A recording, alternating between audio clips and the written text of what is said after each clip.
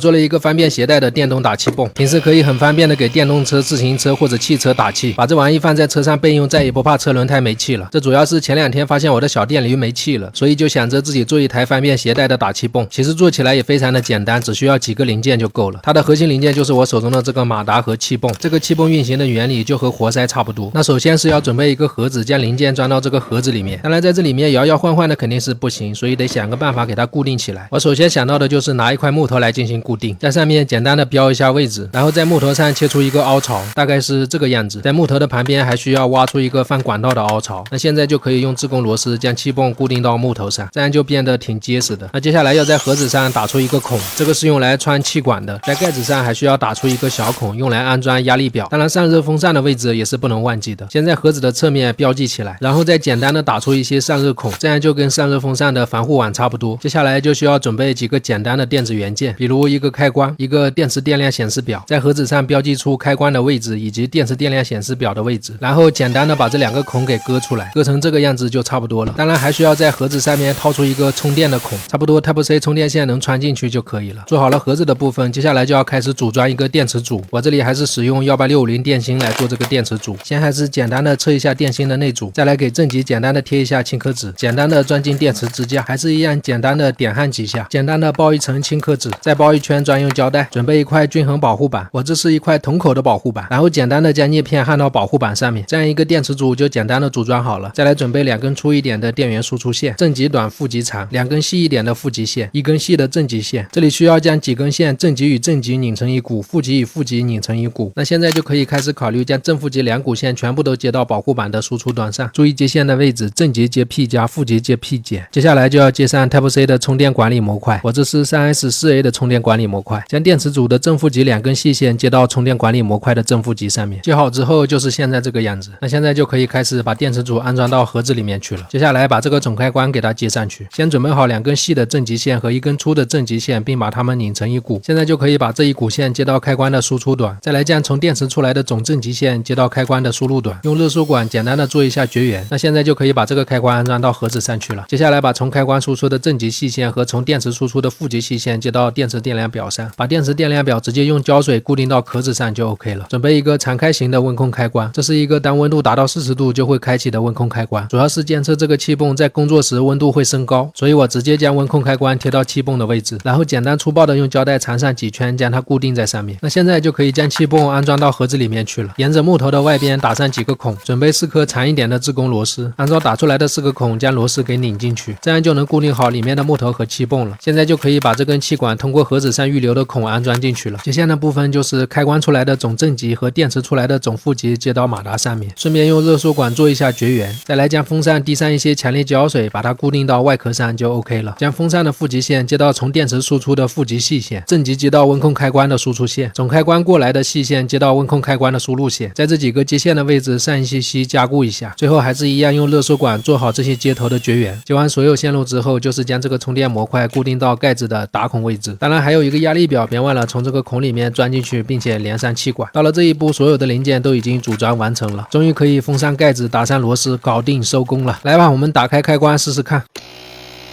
非常的成功，一次点亮。你别看它个头不大，它基本可以给所有的家用车充气。来吧，给我这个没气的电驴轮胎先试试充气吧。先接上气管，再来打开开关，运行是相当的平稳，充气速度还是挺快的。我这个小电驴轮胎大概5-6分钟就可以充足。现在这个轮胎气压已经非常足了，已经完全按不动了，赶紧关掉吧，不然要充炸了。当然给3轮车或者给汽车充气也是完全没有压力的，而且有自动温控散热，可以长时间使用。这一组电池的续航能持续工作1-2个小时，如果备上一个，在外面再也不用担心车胎没气了。那么好的，大家喜欢别忘了点赞关注，我会每期给大家带来最真实有趣的制作经验与心得。